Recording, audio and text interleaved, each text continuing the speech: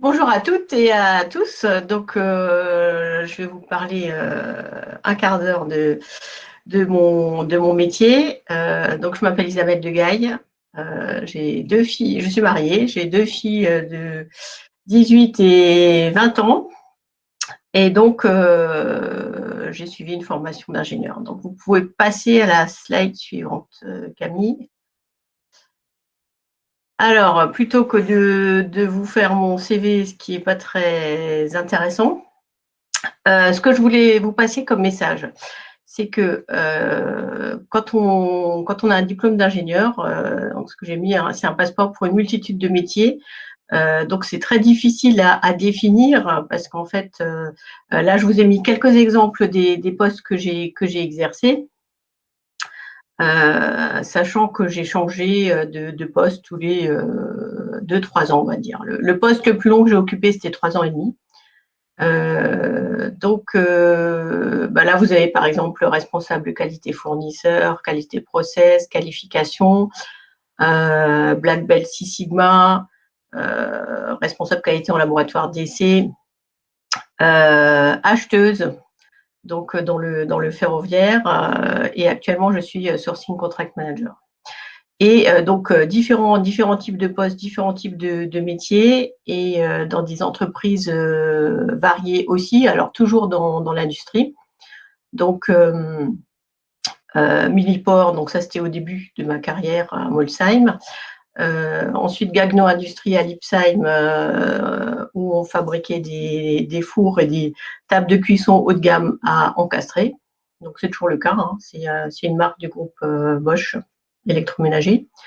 Actuellement, je travaille chez Alstom à Reichshoffen et on construit les trains régionaux que vous utilisez pour aller de Agno à Strasbourg ou de Sarreguemines à Strasbourg. Voilà, les trains qui ont été mis en circulation à partir de 2014. Voilà, vous pouvez passer. Alors, donc dans les questions, ou ce qu'on m'a demandé de préparer, c'est quoi une journée type pour un ingénieur? Déjà, la journée type, ça n'existe pas, puisque tous les jours, c'est différent. Mais bon, j'ai quand même essayé de prendre un exemple.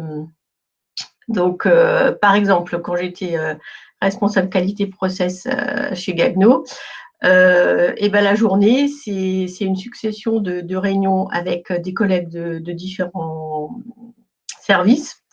Parce que quand on travaille dans la qualité, c'est en général soit pour améliorer en l'occurrence, des process, ou améliorer des produits, ou améliorer une organisation. En tout cas, c'est pour répondre à un problème. Donc, l'exemple d'un problème de collage sur une plaque vitrocéramique. On avait les plaques vitrocéramiques en assemblant des cadres, et avec de la colle à disposer entre le cadre et la plaque vitrocéramique. Et à un moment, on a eu un problème de tenue de cette colle. Euh, donc, euh, quand on a fait le tour de nos connaissances avec les collègues et qu'on n'a pas trouvé de quoi ça pouvait venir, on fait appel au fournisseur, c'est-à-dire celui qui fournit la colle et qui est donc spécialisé dans ce domaine, et qui va donc essayer de trouver avec nous les raisons du problème.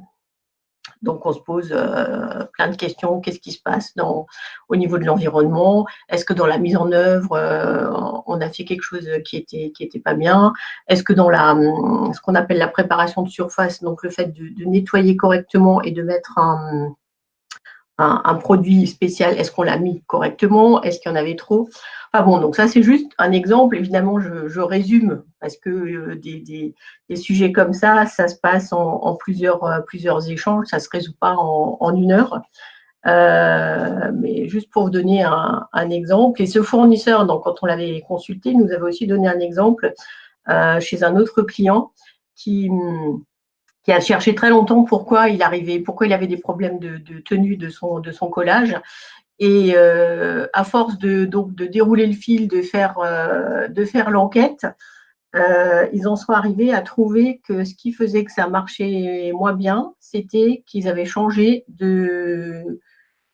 ils utilisaient des chiffons lavables, Donc ça, c'était plus pour la préservation de l'environnement, des chiffons lavables, mais ils avaient changé. Alors, je ne sais plus si c'était l'entreprise qui lavait les chiffons qui avait changé. Toujours est-il qu'ils se sont rendus compte que c'était la lessive de ces chiffons, le produit qui servait à les nettoyer, qui était différent et qui faisait que les propriétés de la surface à coller avaient changé et que donc ça tenait moins bien. Donc, juste pour dire qu'on va chercher très loin et puis on va dire pourquoi ça ne marche pas et pourquoi, jusqu'à trouver vraiment la cause, ce qu'on appelle la cause racine, pour arriver à remédier au problème et donc à trouver une solution qui va marcher dans la durée. Donc, ça, c'est un exemple, je regarde l'heure, ça va. Donc, un autre exemple, c'était ce que j'ai mis, le pilotage du projet zéro défaut. Donc, ça, c'était toujours dans l'usine d'électroménager où j'ai piloté donc un projet qui devait viser à améliorer de façon vraiment sensible la qualité des appareils fabriqués. Donc, on avait plusieurs chaînes de fabrication, des fours, des plaques vitrocéramiques, enfin différentes chaînes d'assemblage. Et donc, on avait défini des groupes par chaîne et qui ont donc analysé tous les problèmes qu'il y avait pour essayer donc d'améliorer ensemble la situation en impliquant aussi les personnes qui étaient en interface avec les clients et pour qu'on ait on va dire, une correspondance, une corrélation entre ce qui était remonté par les clients et ce qu'on constatait en fabrication. Donc, le but, c'était vraiment de mettre en place ces actions pour que le produit sorte bon et qu'on ait moins de réclamations clients. Voilà. Et donc, c'était donc 18 personnes avec lesquelles j'ai travaillé. On a mis en place 800 actions sur 7 mois. Donc, ça, c'est pour vous donner un exemple de mission qu'on peut avoir en entreprise. Donc, c'est sur la durée. Donc, il faut être persévérant.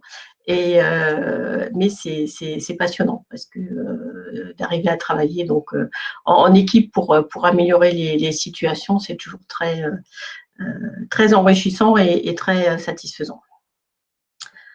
Alors, donc, autre exemple, en tant qu'acheteuse. Ah non, Camille, vous pouvez laisser en tant qu'acheteuse chez Alstom. Donc, ça, c'est un métier que j'ai exercé pendant 3 ans et demi entre 2014 et 2018. Et donc, j'avais en charge la partie porte, frein, climatisation, attelage. Alors, sur un train régional, bon, les portes, ça vous parle, les portes accès voyageurs. Les freins, c'est déjà beaucoup plus caché, mais c'est hyper complexe et fondamental pour la sécurité des voyageurs.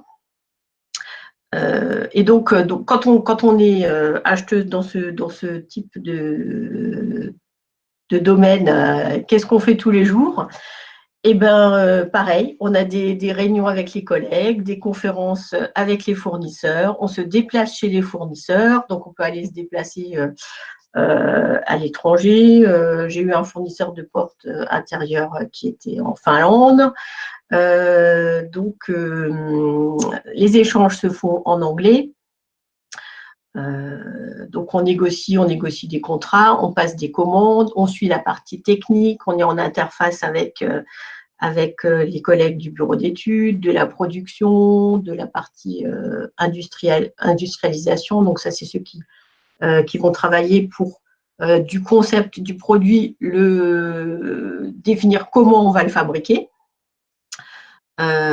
Plus après les interlocuteurs projets qui sont en interface avec le client.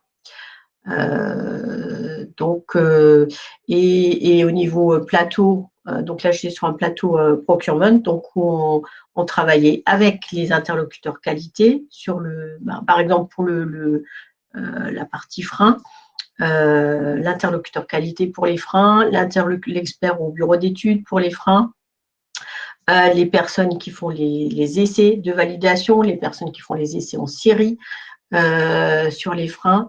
Donc, c'est très varié, et très riche. Voilà.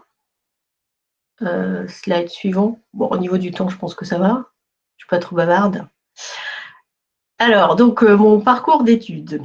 Alors, j'ai dit classique parce que c'est vrai que faire un bac scientifique et 2 années de classe préparatoire et après une école d'ingénieur, c'est le parcours, on va dire, entre guillemets, classique. Mais je voudrais surtout insister sur le fait que pour être ingénieur, il y a différents chemins pour y arriver. Et ça peut aussi se faire directement après le bac. Donc, des écoles d'ingénieurs qui recrutent avec classe prépa intégrée, comme l'INSA à Strasbourg, par exemple. Un diplôme bac plus 2, donc ça peut être un DUT. Les BTS peut-être un peu moins, mais les DUT, c'est tout à fait ouvert. Et je voudrais aussi insister sur l'alternance, parce que l'alternance est beaucoup développée de plus en plus dans les écoles d'ingénieurs, dans les autres formations aussi.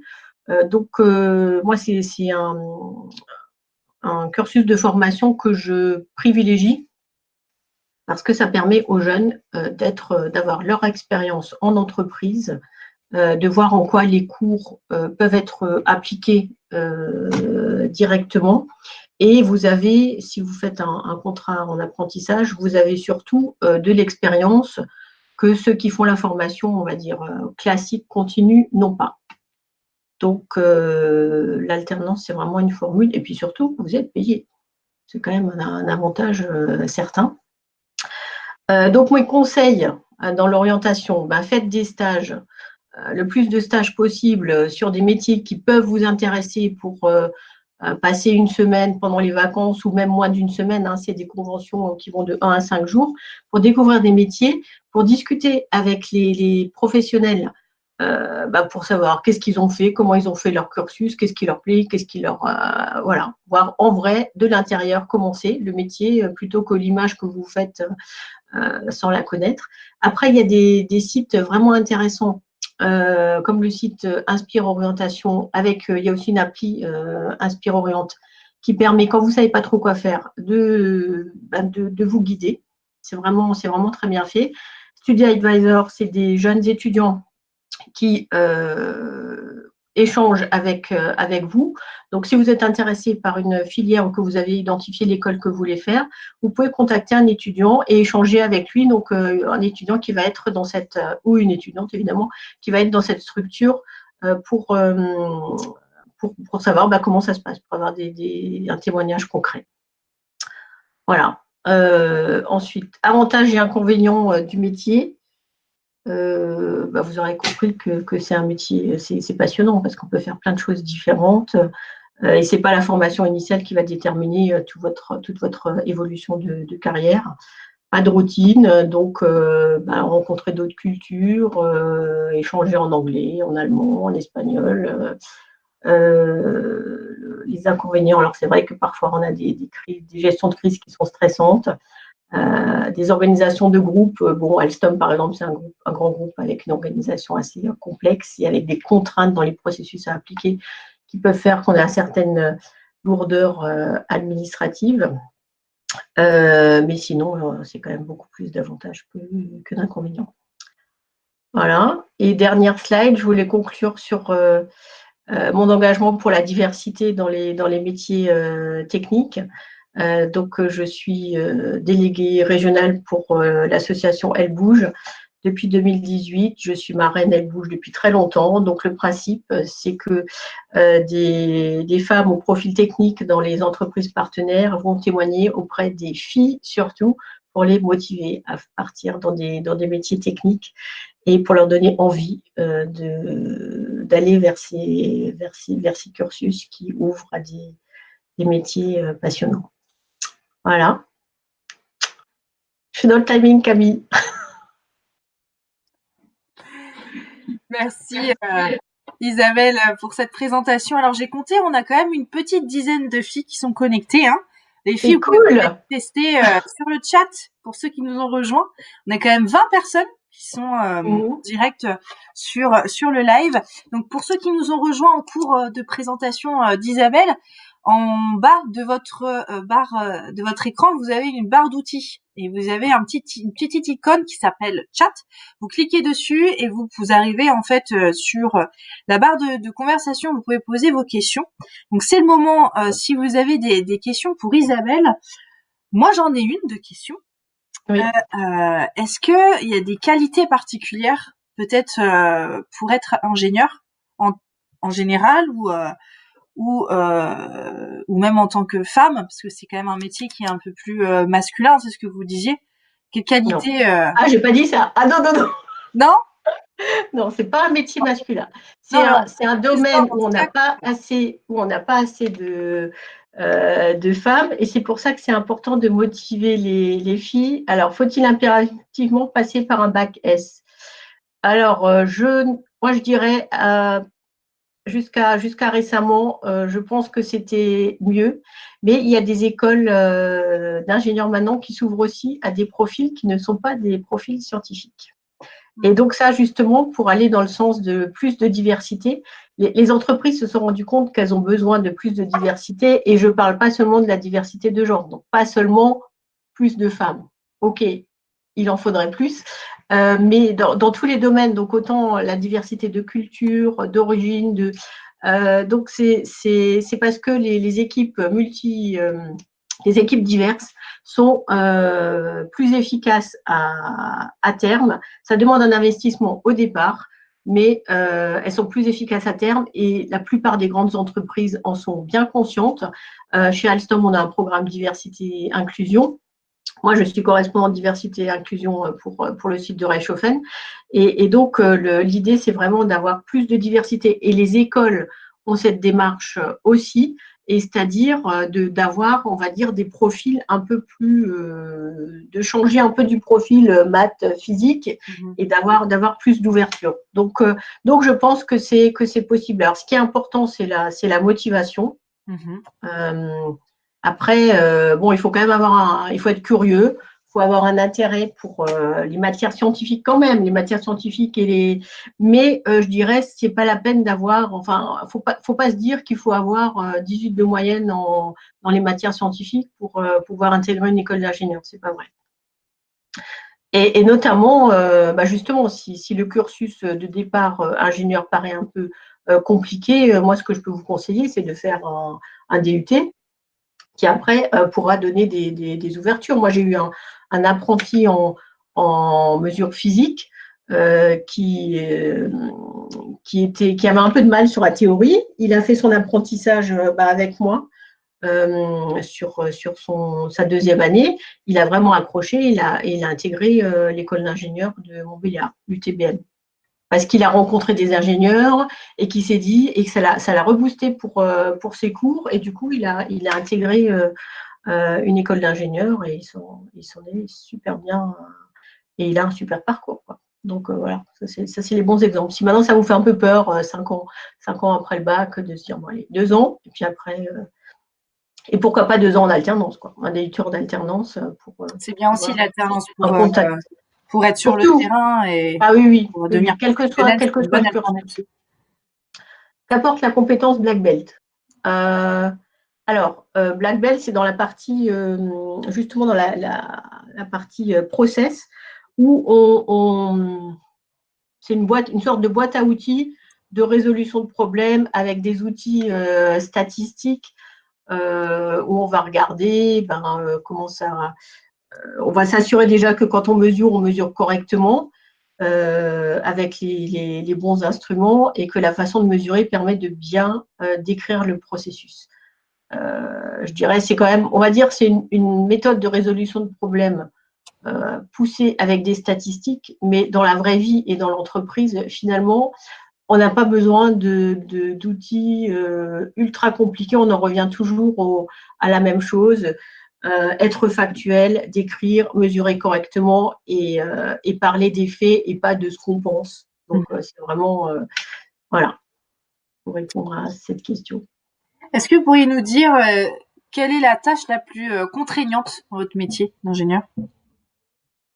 Ça peut être parfois le côté reporting, c'est-à-dire remonter des indicateurs, quand on est dans un grand groupe, il y a souvent beaucoup d'indicateurs, c'est-à-dire des façons de mesurer une progression qui doivent être remontées et on se dit parfois, est-ce qu'il y en a un peu trop des indicateurs? Est-ce que votre métier, est-ce qu'il peut se pratiquer à l'étranger? Mais bien sûr, je dirais c'est surtout avec un cursus d'ingénieur, c'est vrai que, et notamment que ce soit dans les grands groupes ou ailleurs, tous les groupes ont des filiales à l'étranger et moi j'aurais très bien pu avoir évolué à l'étranger. Simplement, j'ai épousé un agriculteur qui est éleveur, il est à la retraite maintenant, qui était éleveur laitier. Donc là, on ne bouge pas trop les vaches. Mais oui. par contre, j'ai fait des missions ponctuelles en Allemagne, par exemple, où je partais une semaine sur deux sur un site Alstom en Allemagne. J'ai fait des déplacements dans des sites en Espagne. Donc, et après, effectivement, l'expatriation donc c'est plus facile quand vous êtes dans un grand groupe, effectivement, d'avoir des missions, mais oui, oui, tout à fait. On a une question de Johan qui demande si la proximité avec l'Allemagne nécessite la maîtrise de la langue. Grosse question. C'est bien, c'est bien.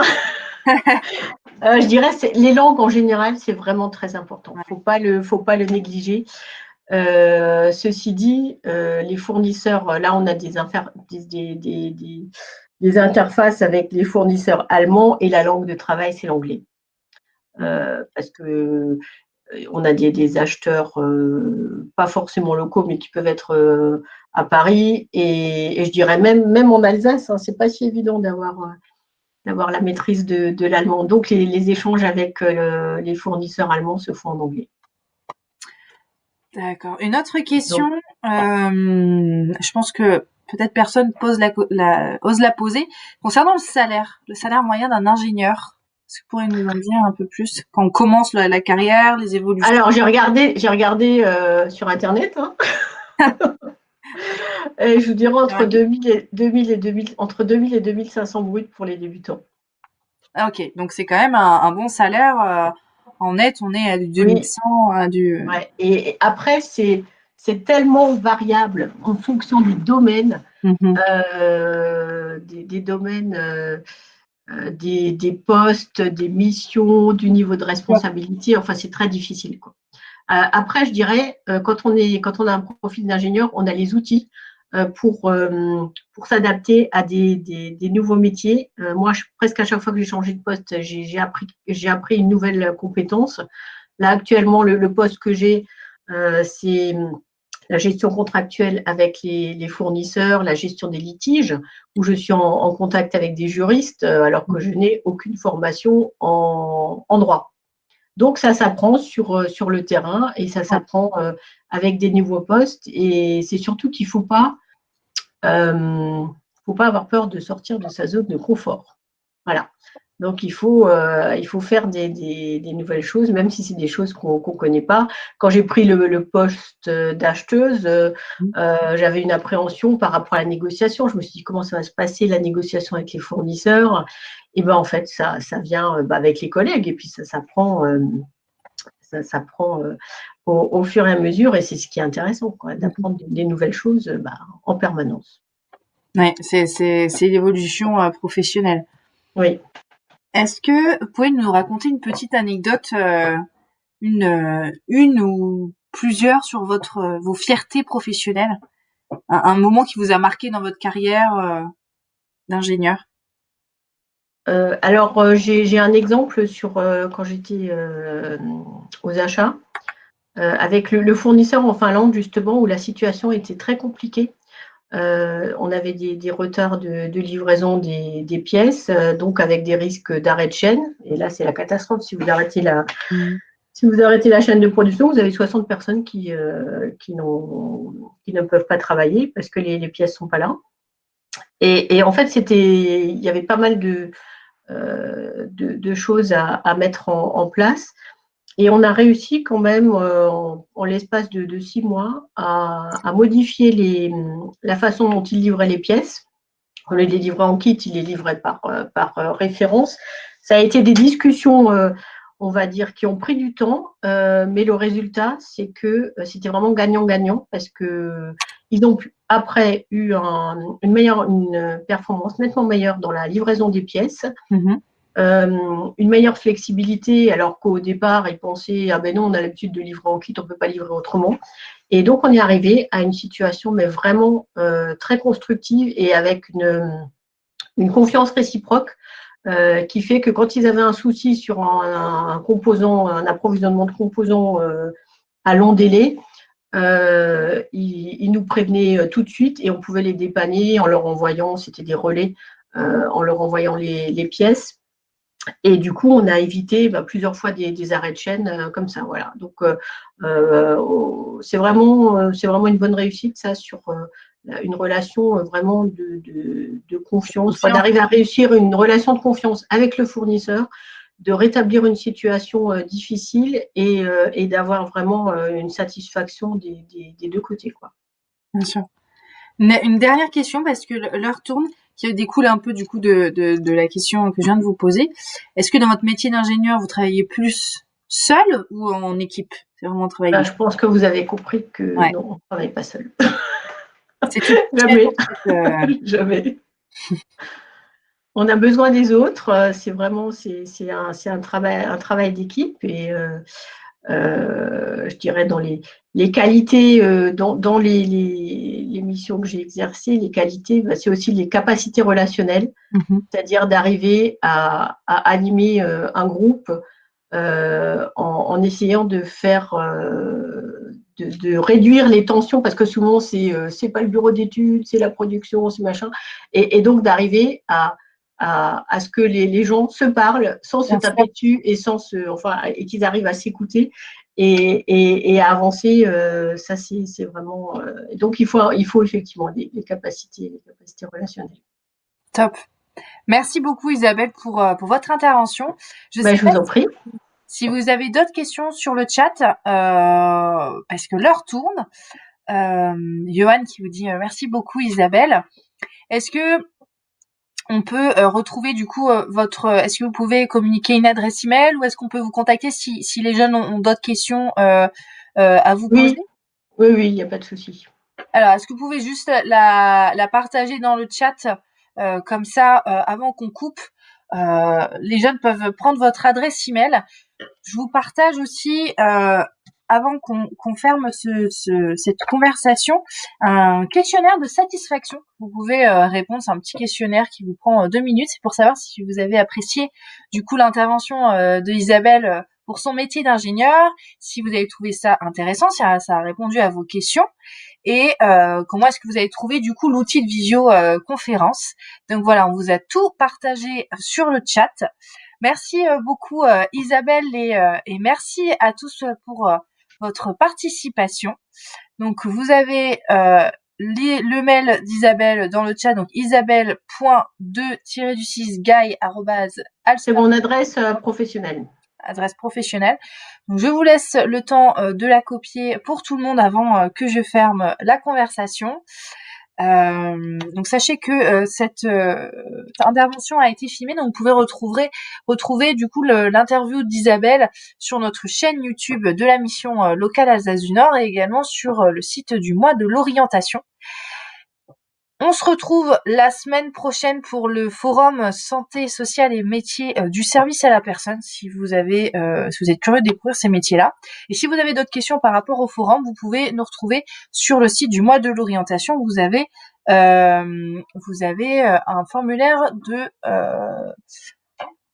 formulaire d'envoi. Alors, Hirsch, je ne vois pas l'adresse. Je vais vous la recopier juste en dessous. Voilà. Juste en dessous. Donc normalement, c'est tout bon. Hirsch, dis-nous si c'est OK pour toi. Ouais, moi je le vois. OK, super. Bon écoutez, je vous souhaite à tous une bonne journée, un bon week-end et merci encore Isabelle pour votre... Ah non, elle s'enlève. Écoutez, je vais vous le dire à l'oral. Donc, Isabelle ISABE2LE .2DE tiré du 6, donc le petit tiré du haut, GAIL arrobase Alstom, donc ALSTOM groupe GROUP tout collé.com. Voilà, comme ça, tout le monde là. Je pense que c'est bon. Ok. Super. Bah écoutez, une bonne journée à tout le monde, un bon week-end et à bientôt. Merci. Au revoir Camille. Au revoir.